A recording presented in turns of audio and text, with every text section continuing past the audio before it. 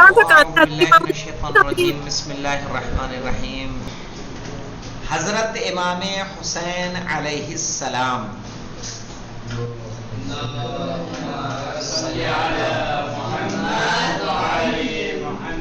कह रहे आपके मुख्तसर हालाते जिंदगी, कह रहे हमारे तीसरे इमाम तीसरी या चौथी शाबान, सही है, मशहूर मारूफ तारीख कौन सी है? 3 शाबान सन 4 हिजरी को शहर मदीना में पैदा हुए। सन 3 हिजरी में इमाम हसन मुज्तबा अलैहिस्सलाम की विलादत है। सन 4 हिजरी में इमाम हुसैन अलैहिस्सलाम की, और 5 या 6 में विलादत है किसकी? जनाब ज़ैनब कुबरा की। तो हमारे तीसरे इमाम तीसरी या चौथी शाबान सन 4 हिजरी को शहर मदीना में पैदा हुए, यानी हिजरत के कितने साल बाद? 3 साल के बाद।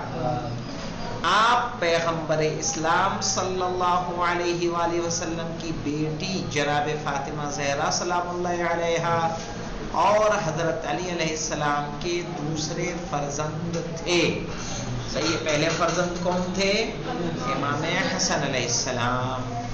और ये एजाज सिर्फ शहजादी के फर्जंदों को हासिल है कि इमाम हसन भी इमाम हैं और इमाम हुसैन अलैहिस्सलातु वस्सलाम भी इमाम हैं। बाकी हुआ है कि कोई 2 भाई इमाम बने हों, सही है, नहीं हुआ है। इमाम हुसैन अलैहिस्सलाम अपनी पूरी ज़िंदगी में शुजाअत, आज़ादी और ज़ुल्म और सितम के मुकाबले में क़याम के लिए मशहूर थे। कह रहे इमाम हुसैन अलैहिस्सलाम की ज़िंदगी के मराहिल, इमाम हुसैन अलैहिस्सलाम ने अपनी ज़िंदगी के 6 साल अपने जद्दे बुजुर्गवार के दौर में गुजारे। कितने साल? 6 साल, यानी 4 हिजरी में पैदा हुए, 11 हिजरी में रसूल खुदा की वफ़ात हुई, सही है, शहादत वाक़े हुई, उस एतबार से आपके कितने साल बनते हैं? 6 साल। और हजरत की रहलत के बाद 30 साल की मुद्दत अपने वालिद बुजुर्गवार हजरत अमीरुल मोमिनीन अलैहिस्सलाम के ज़ेर साया रहे। कितने साल? 30 साल। क्यों? क्योंकि मौलाना सन 11 हिजरी में रसूल की शहादत वाक़े हुई, और मौलाए कायनात की शहादत कब है? सन 40 हिजरी, 30 नहीं, सन 40 हिजरी, तभी ना 30 साल बने। हाँ, और आपकी खिलाफत के दौर में पेश आने वाले अहम वाक़यात में इमाम हुसैन अलैहिस्सलाम की सरगर्म शिरकत रही। सरगर्म किसको बोलते हैं? यानी सरगर्म यानी क्या माने होगा? यानी पूरी तरीके से, मुकम्मल तरीके से, भरपूर तरीके से, अहसंत। सरगर्म का मतलब ये होता है, यानी उसमें हर तरीके से आप क्या थे? शामिल थे। अमीरुल मोमिनीन हजरत अली अलैहिस्सलाम की शहादत सन 40 हिजरी के बाद 10 साल तक इज्तिमाई और सियासी मैदान में अपने बड़े भाई इमाम हसन मुज्तबा के शाना रहे। कितने साल? 10 साल। क्योंकि इमाम हसन मुज्तबा अलैहिस्सलातु वस्सलाम की शहादत कब वाक़े हुई है? सन 50 हिजरी में, ठीक है। रसूल खुदा सन 11 हिजरी, जनाब फातिमा सन 11 हिजरी, और मौलाए कायनात सन 40 हिजरी, इमाम हसन मुज्तबा सन 50 हिजरी, और इमाम हुसैन अलैहिस्सलाम सन 61 हिजरी। शाना व शाना रहे का मतलब क्या होता है? साथ साथ। इमाम हसन अलैहिस्सलाम की शहादत सन 50 हिजरी के बाद 10 साल माविया बिन अबी सुफियान की हुकूमत के दौरे उरूज में मुतअद्दिद बार उसके गलत इक़दाम की मुखालिफत की, और उसके मरने के बाद उसके बेटे यजीद की हुकूमत के मुकाबले में क़याम भी किया। सिर्फ मुखालिफत नहीं की बल्कि क़याम भी किया, और माह मुहर्रम सन 61 हिजरी में सरजमीन करबला पर शहादत के मर्तबे पर फायज हुए। امام حسین علیہ السلام کی زندگی کا آخری حصہ یعنی آپ کی امامت کا دور آپ کی زندگی کے سب سے اہم حصوں میں شمار کیا جاتا ہے. اس کتاب میں ہم زیادہ تر اسی دور کے بارے میں بحث کریں گے. صحیح ہے. کس کے بارے میں؟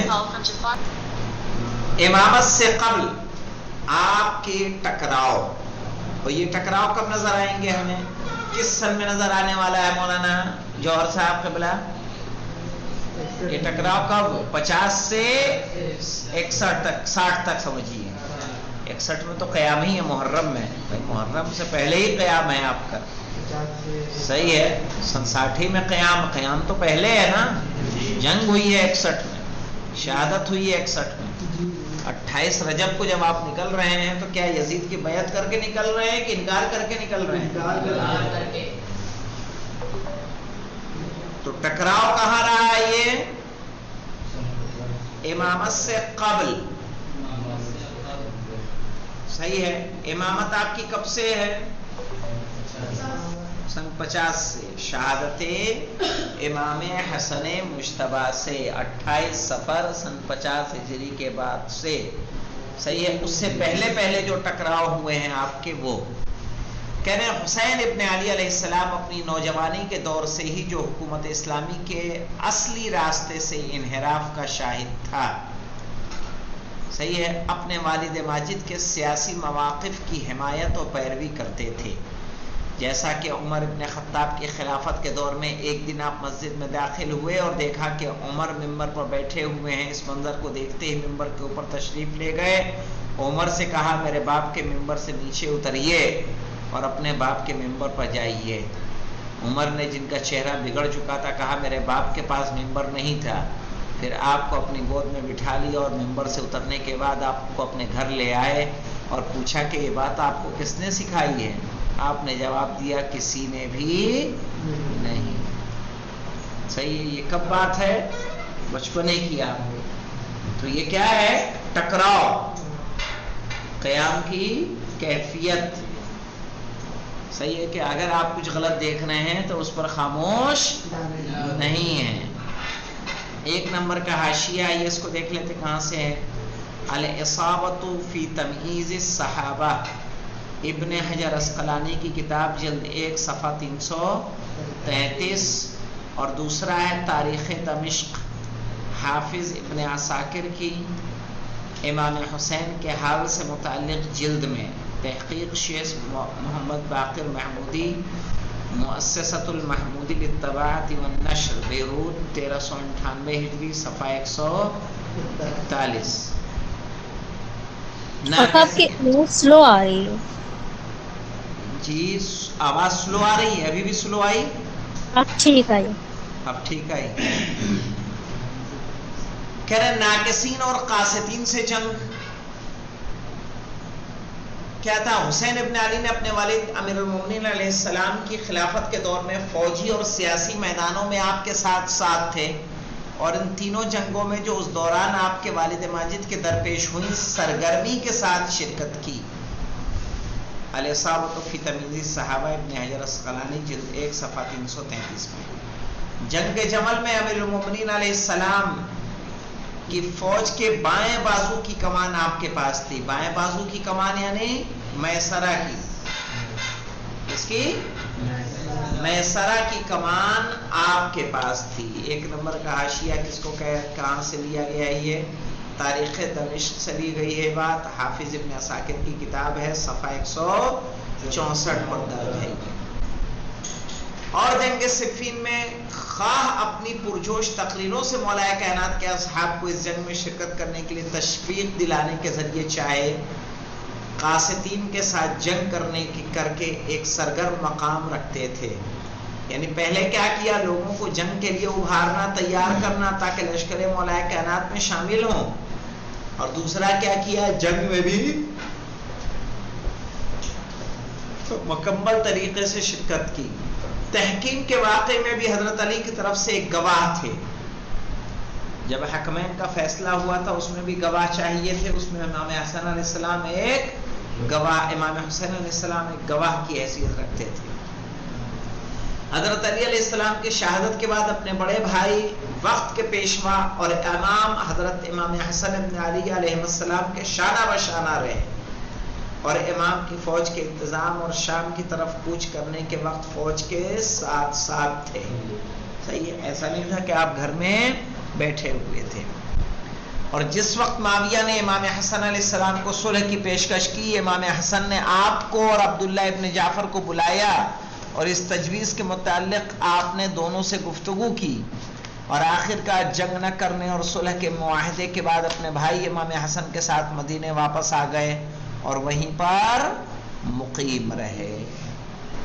آپ کی امامت کے دور میں اجتماعی و سیاسی حالات کیا تھے مولانا؟ امامت کا دور کیا ہوتا ہے؟ یعنی سن 50 ہجری کے بعد، صحیح ہے، 50 سے 61 تک کیا ہے مولانا؟ اجتماعی اور سیاسی حالات کیسے تھے؟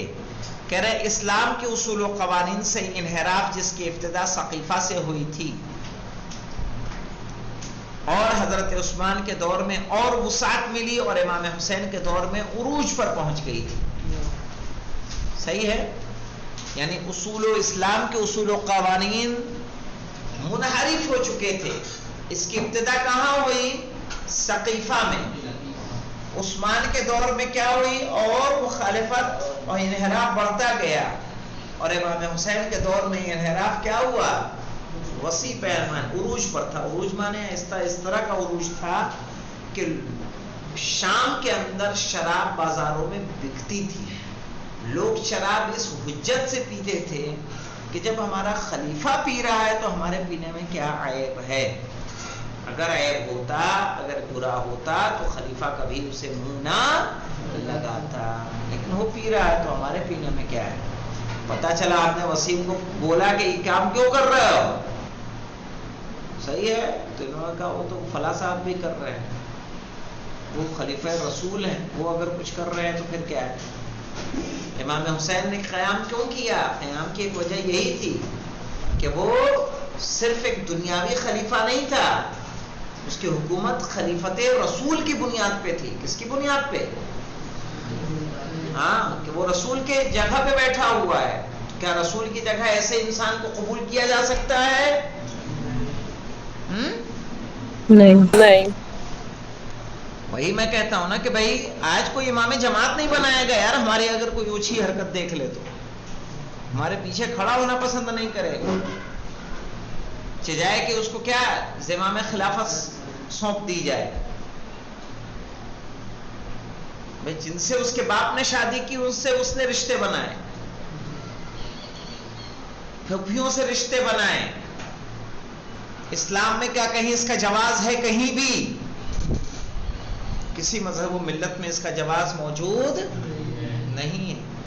چاہے کہ آپ خلیفہ رسول ہوں اور اس طرح کے کام انجام دیں، یہ کام مسلمان کے لیے جائز نہیں ہے. اس زمانے میں معاویہ نے جو برسوں سے دوسرے اور تیسرے خلیفہ کی طرف سے شام کی گورنر کی حیثیت سے حکومت کر رہا تھا. برسوں سے مراد کون سا برس تھا؟ وہ بتایا تھا میں نے، یاد ہے کسی کو؟ کب بنایا گیا تھا گورنر اس کو؟ سن 18 ہجری میں. سن 18 ہجری میں عمر کے دور میں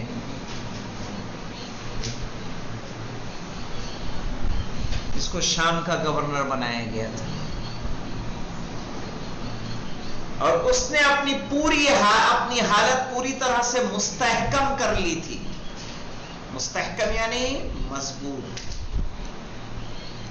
خلیفۃ المسلمین کے نام کے سہارے اسلامی مملکت کی تقدیر کو اپنے ہاتھوں میں لے لیا تھا اور اسلام مخالف جماعت بنی امیہ کو امت مسلمہ پر مسلط کر دیا، اور زیاد بن ابیہ، عمرو عاص اور سمرہ بن جندب جیسے ستمگر اور لٹورے حکام کی مدد سے ایک جابرانہ حکومت تشکیل دے کر اسلام کے چہرے کو بگاڑ کر رکھ دیا تھا. یہ عمرو بن عاص بن وائل بن امیہ، یہ اسی کا چچیرا ہے. کس کا؟ معاویہ کا. سمجھ رہے ہیں؟ کیا ہے اس کا؟ یہ عمرو بن عاص بن وائل بن امیہ. عمرو عاص کا باپ وائل اور وائل کا باپ امیہ، وہی جو بنی امیہ جس سے چلے آ رہے ہیں، بنی امیہ اور بنی ہاشم. اور سمرہ بن جندب، سمرہ بن جندب جس کے بارے میں میں نے بتایا تھا، یہ کیا تھا کہ جب زیاد بن، یہ جو زیاد ہے، یہ زیاد بن امیہ کون ہے معلوم ہے؟ یہ وہ ہے کہ جس کے باپ کا پتہ نہیں ہے مولانا، ٹھکانا نہیں کون باپ ہے.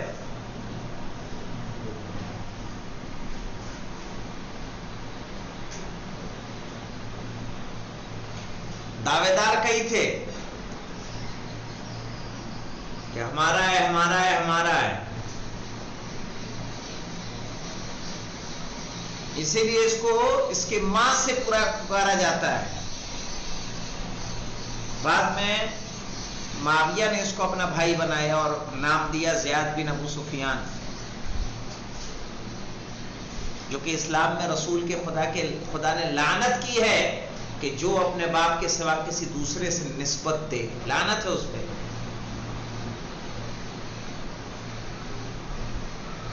جو آپ کے والد ہیں ان سے ہٹ کے آپ اپنی نسبت کسی اور سے دیں.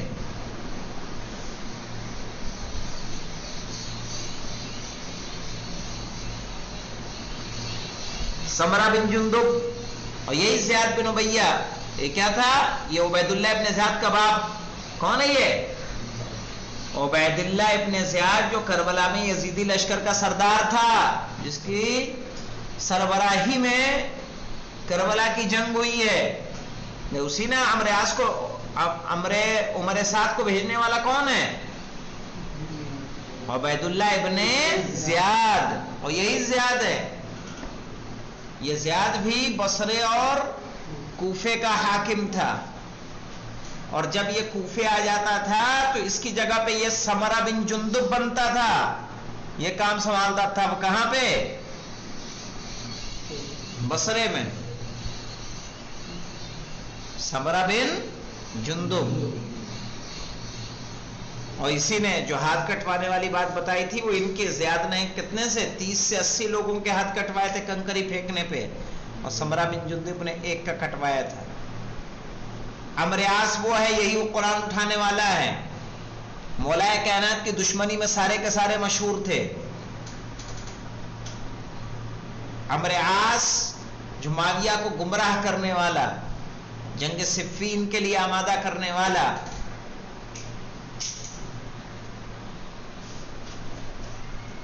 جیسے ستمگر اور لٹیرے حکام کی مدد سے، ستمگر اور لٹیرے حکام کی مدد سے ایک جابرانہ حکومت تشکیل دے کر اسلام کے چہرے کو بگاڑ کر رکھ دیا تھا. بھئی اگر اعتراض کرنے پہ ہاتھ کاٹنا ہے تو مجھے بتائیے جابرانہ حکومت ہے کہ عادلانہ حکومت ہے؟ کہ نہ کوئی مقدمہ چلایا جائے، نہ کوئی سنوائی کی جائے، نہ کسی قاضی کی ضرورت ہو. آج بھی ایسا ہو رہا ہے نہیں ہو رہا ہے؟ ایک طرف تو معاویہ آزاد اور سچے مسلمانوں پر سیاسی اور اقتصادی تنگی لادنے کی سیاست اپناتا تھا، اور قتل اور شکنجوں، آزار و اذیت اور فقیری اور بھوکمری کو ان پر مسلط کر کے ہر قسم کے اعتراض، جنبش اور مخالفت کی روک تھام کر دی تھی. کیسے کی تھی مولانا؟ قتل کے ذریعے. جو آپ کی مخالفت کرے اسے قتل کر دیا جائے. جناب حجر بن عدی اور ان کے ساتھیوں کو قتل کرنے والا کون ہے؟ معاویہ. شکنجوں میں یعنی قید و بند میں ڈال دینا، آزار و اذیت، گھر بار لوٹ لینا، مال و اسباب لوٹ لینا، گھر کو آگ لگا دینا، فقیری اور بھوکمری کو ان پر مسلط کر کے. بھائی جب آپ کو کام نہیں ملے، آپ کو وظیفہ نہ ملے، ہر جگہ سے آپ کو بائیکاٹ کر دیا جائے، آپ کیا کریں گے؟ ہر قسم کے اعتراض اور جنبش اور مخالفت کی روک تھام کر دی تھی. کسی کے اندر جرأت نہ تھی کہ وہ بولے. اسی لیے کبھی کبھی مجلس میں اس بات کو کہتے ہیں کہ کربلا کے میدان میں یزید کے مقابلے میں جو لوگ آئے تھے صرف وہی افراد تھے کہ جنہوں نے یزید کی بیعت نہیں کی تھی. باقی سب یزید کی بیعت کر چکے تھے.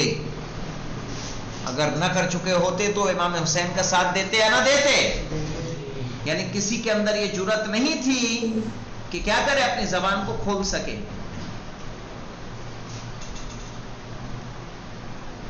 اور دوسری طرف مختلف قبیلوں کے درمیان نسلی امتیاز اور قبائلی رقابتوں میں جان ڈال کے ان کو ایک دوسرے سے لڑواتا تھا اور اس طرح ان کی طاقت کو کمزور کر دیتا تھا تاکہ ان کی جانب سے اس کی حکومت کے لیے کوئی خطرہ نمودار نہ ہو.